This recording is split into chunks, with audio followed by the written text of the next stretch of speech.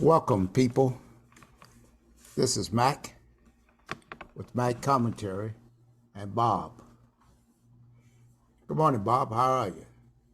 I'm doing real good, Mac. Thank you. How are you? Doing great. Thanks for asking. I see we have some news this morning concerning Secretary of State Blinken trip to China to meet with Xi and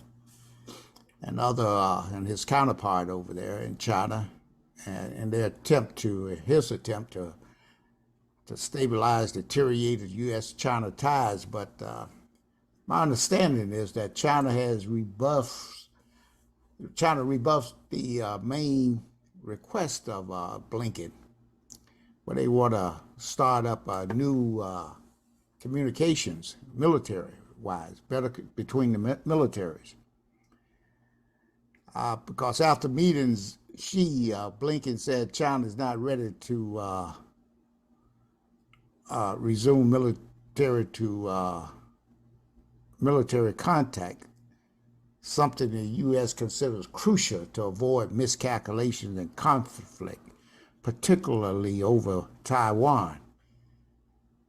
Still, China's main diplomat for the Western Hemisphere, Yang Tou, said he thought Blinken's visit to China marks a new beginning. Well, Bob, how do you see this venture over there into China by Blinken? I thought we was on the precipice of a major conflict between the two economic giants. So you think this meeting has somehow downgraded, depressed that potential urge to fight each other? Well, Mac, I think that that was a very uh, insightful meeting for those of us who have been watching China for a number of years, me being one of them. China has ascended to the top of the heap. And I think that comment by China's foreign diplomat makes all the sense in the world to me. This is a new beginning with China on top. And America realizes that it's underneath China now. And they went over there for the purpose of trying to reassert itself as we're at the top of the heap. And Xi Jinping, the I think the most of all of the leaders that I've watched China over the years, he is most representative of Mao Zedong, uh, uh, and has not strayed, I don't think, from the journey that China has been on since 1949, when Mao Zedong uh, reestablished China on the road to where it is today as the top of the heap in the world. And I think that uh, when Blinken went over to China, he went over there with hat in hand, bowing down, almost on bended knee, to say, "Please, Mister Yellow Man, uh, don't kick us good white folks to the curb. We're uh, we still want to be your friend on top." And the Chinese said, "Look, you take that and get on out of here. Get on back over there in your own country, where you have these Negroids that you can keep kicking around and spitting on, because you're not gonna bring that here to us anymore. We're on top, and you're gonna be on the bottom, whether you like it or not. And everything that we've done thus far, like floating a weather balloon over your country, like flying jets close to your jets, like sending boats into the water, telling you to get out the water. Uh, Believe me, those are just the beginnings of what is yet to come. So you get over there and get around those unfortunate ex-slaves over there in America that you can continue to kick around as second-class citizens, where you can pretend that you control somebody and work with them. Leave us, get the hell out of our country. Well, That's what I view this whole meeting was about. right. Well, Bob, they expressed a willingness to hold more talks now, but that was that was little indication that either is prepared to bend from positions on the issues, including trade, Taiwan, human rights conditions in China and Hong Kong, Chinese military assertiveness in the South China Sea, and Russia's war in Ukraine. So the U.S.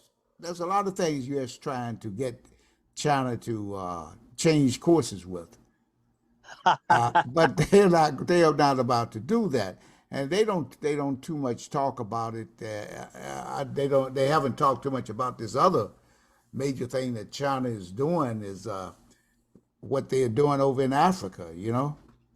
Right. That hasn't even, if that's come up, I haven't heard anything yet. They said anything about how Africa is over there helping to build the infrastructure. How China is over there helping build the infrastructure in the countries of Africa, and that's really significant there because Russia is also doing some things with the African countries, which they held a meeting with select representatives of those countries here last week, I believe. And you recall what was said at that meeting, Bob, by Putin? Oh, sure, sure. And Putin, see, you got to look at what they tell us out here in the public is what is not said. Putin showed those Africans that signed agreement which the West broke, which resulted in this war that's going on over there in Ukraine. And he only divulged that to those black leaders over there when he had them over to his house the other day. And now uh, uh, uh, China told America told Blinken, you take this back to your president. Tell him this: if he wants to assert himself and show that you guys are serious about being honest with a nation like the yellow people that we are, this is what I want you to do. You tell him that I want you all to give your forgotten slave descendants their reparations, and I want you to start acknowledging that the day after Juneteenth. Juneteenth was yesterday. I want you to do that on the 20th. And I want you to tell the world that you're going to use Representative Cori Bush's H Res 414 and give those ex-slaves descendants their reparations of $14 billion. And once you announce that to the world, come back and talk to us. Otherwise, all bets are off. That's what I think they told them behind closed doors. It hasn't been divulged thus far. Well, I don't know if that was said or not, Bob, but it's one of the things in America here. We as black people seem to accept all these little trinkets that the U.S. Give us, like a holiday, June 10th. I mean, that's just another day for the blacks to go out there and cook up some barbecue and here I read this morning they were celebrating June 10th, I guess in St. Louis. A lot of teenagers from 15 years old to 19. I assume they were black, because you had the black mayor up there and other people, black, standing behind her, as well as the white police chief, the overseer, talking about what had happened. That shooting broke out at the in this office building where they had cubicles and everything, and they had shells from multiple guns there. Some people got killed, many got hurt. And that's how we celebrate these. They want us to celebrate these holidays like that with guns, firearms, to shoot each other up. And that's what the June 10th is. Anytime, you get a bunch of blacks together today, it seems like they all go at each other's throat. And it seems like the young people are doing it more so than anyone else. So how should blacks be responding to what is going on in this country, Bob, with our young people as it relates to the trinkets that the government gives us? Because you can tell that there's a lot of frustration going that's happening with the young people out there, and they're trying to, I guess, to express that frustration by killing each other instead of going the other direction. They're not going to kill any white people, which they shouldn't do anyway, but they're not going to kill each other.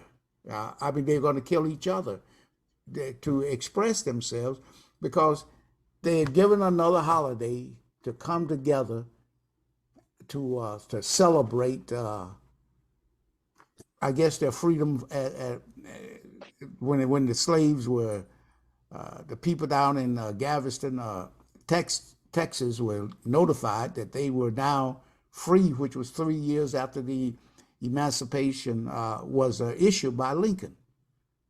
So, what does all this has to do, Bob, with what's going on in this country with black people? How are we accepting all this here stuff to going on with? We're not looking at the world events. We just focus in right here at home. And do you think that reparations will somehow give more, what you want to call it, make people feel better about themselves if they Oh, receive their reparations? absolutely, I do. I think if Biden were to go on national TV and announce to the world, which China told him they need to do if they're going to reestablish themselves with any credibility with China, if he were to go on TV and pick a date, tell the world that we're going to give every ex-slave that qualifies $350,000. You can bet your bottom dollar the check will be in your mailbox on a date certain, or it'll be in your bank account or your savings account, however you do business. You would, and this is what I want you to do, black man, Negroid in America. I want you to tell all your kids, because some of them are going to benefit from this $350,000. I want you to tell all your kids to turn in their guns, to turn in their dope. I want them to stop doing this because this is what is going to be their inheritance. This is what we're going to do. The Caucasoid is going to do for you ex-slaves. I think if they were to do that, it would change the face of the black man in America overnight. I think that we would stop being silly with each other, shooting each other. And I mean, it would be a big barbecue. It would. I think it would be magnificent. I think it would. I would open up eyes. I mean, you'd even have the brother pushing a shopping cart down the street, just dancing with all of his pop cans, singing hallelujah, because he knows that tomorrow or the date certain that Biden tells the world there's going to be a check for $350,000 in his mailbox. I mean, Right. it would be glorious. Mm-hmm. You'd have you it would I'm telling you, I think it would wake up the world. Like Muhammad Ali said, I conquered the world. I'm the greatest in the world. Well, these $350,000 checks that Miss Cori Bush predicted we should get would I think it would lighten the world back. It would make a big difference in our attitude, and I know it'll make a big difference in our bank accounts. Well, Bob, you're right on that. But you know, if, as you recall, the Million Man March of 1995, I was there with my son and a friend of his and others, and I know that you were there with one of your sons, with both of your sons as well. And there was many people there. As we, a million people. I think it was more than a million people. But one of the things that I noticed about that, Bob, I had a very bad cold that day. I had driven the previous day, and I had stayed with my niece. We stayed with my one of my nieces there in D.C. And I recall being sick. And but that next day when I we went down, the sun was shining. We got on the metro, went down, got off at the train station. We just followed everybody, man. There were so many of us there, and I have never seen the camaraderie and the love for each other of black men at any given point in my life. You know, I mean, that all of us there, that many people there, nobody got in a fight. I remember one wino came around with a baller, and the brothers walked up to him and said, "Hey, brother, it's not like that today, you know." And the guy went on his way. You know what I mean? Yeah, sure. And it was a glorious time there, man. And I think that, like you just articulated, that if we got that reparations of 350 or 500,000 or whatever amount that we got, in that it has to be in there. Some say we should even get more than that, because as Representative Cori Bush points out in her HSR 414, that there was over 222 million hours of labor that our ancestors were not paid for. And some people come back and say, "Oh well, well, if those people were here, they would be 300 years old. Then they should get that money, that reparation." And then I say this, Bob, that those people who made millions off of that labor and pass it on down from generations to generation until today's generation, they should give all that money back to the descendants of the of those slaves, because they never got their inheritance. So I mean, you take now today they can talk that crap about if they were here. Well, then why don't you give it back up then? What you got, and then you. But I'm not going to get off into too much of all of that. But I just want to say that those people come over here and say, "Oh, we didn't. My parents didn't get over here until 1900." Well, I tell you what, you had it going on, because you could join trade unions, different type, get jobs here and there that blacks could not get. And they didn't start getting those jobs until the late 60s and 70s. And many of them were still kept out of it. And many were 70%, right today, 70% of blacks' wages, 70% of white wages is what the average black probably make, probably less than that. And Bob, I believe you did a little the research there, and you found that the current day unemployment. How did that research turn out? What did it turn up, Bob? Well, it just showed that the black man, the Negroid, is still the lowest on the totem pole according to the Bureau of Labor Statistics of the United States government. And today, with all these computers and all of the information age that we're living in, they can with the tap of a keystroke come up with all kinds of realities of the disparities that still exist between the Negroid and the Caucasoid in America. But I want to get back to China. China, see, Blinken went over there with that hat in hand, thinking that he was gonna go over there acting like, oh, we want to reestablish military parity, and we want to be good friends and all that nonsense. And Xi Jinping and those people let him know, look, you're not dealing with a bunch of yellow dummies like you're dealing with a bunch of black dummies over there in your own country. So don't bring that to us. Take that on back home, and you do what we told you to do. Take those black dummies, so-called African Americans, and give them their money. I don't care what they say. They need that money. Some of them, 50% of them, are gonna say they don't need the money. They don't want it, but you give it to them anyway. Those are your dumb ones.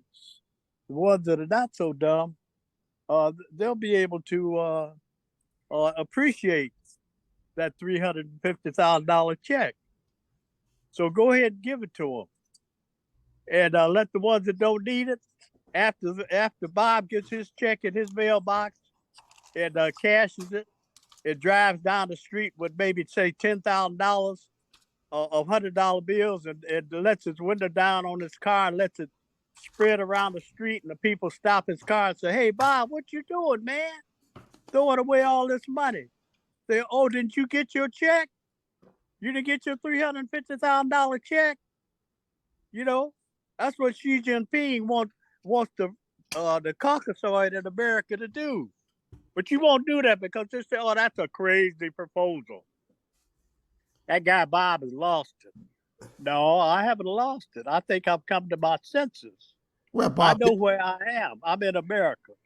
right, and what you're saying there, about if blacks are going back to taking that $350,000, and blacks got together, start to having some sense of unity and purpose again, like that Million Man March, what I was starting to talk about, blacks again can come together, and if they've got this amount of money, that's when you can have discussions with them on how best to use that money to uplift the race in this country and the world in order to better blacks all over this country.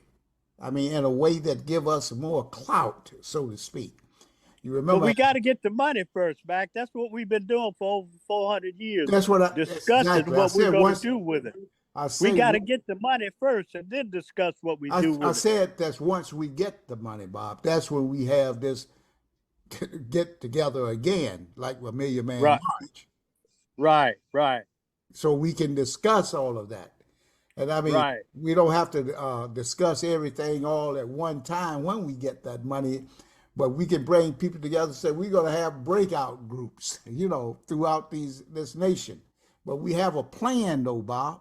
That's what I'm Well, saying. I mean, my plan with my check, like I say, might be to take $10,000 worth of $100 bills and just drive down the street and throw it out the window. Well, And there's nothing wrong with that. you could do That's that my too. plan. But you could do that too, but try to take maybe 50 or 100,000 of it and use it to, like we talked about before, Bob. It doesn't matter about how much money you got. It's about what you do with what you got and how you can come together because until we as a people And just going back, listening to the Powernomics of Dr. Claude Anderson and the black label white wealth and what he talks about in those books, I mean, until we learn how to use that money and to build our own infrastructure of businesses and communities, I mean, we're going to still be in the same boat no matter how much money we got. I mean, look at all the blacks now with all this money that they have. What are they doing with it? And when they die, what happens to that money?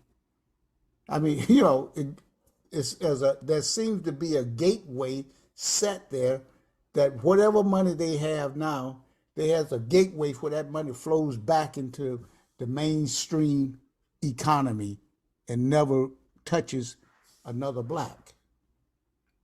That's what I think is happening with today's blacks with money, and we don't want that same thing to happen where there's a gate where the money going to trickle right back into the mainstream economy, and not set up something where it will flow into inheritance for future generations of blacks so they could be prepared to do things that the mainstream population in this country have always done.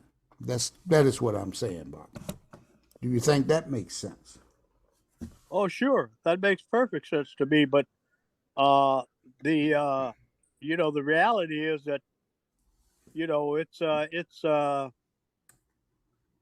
it's just idle chatter.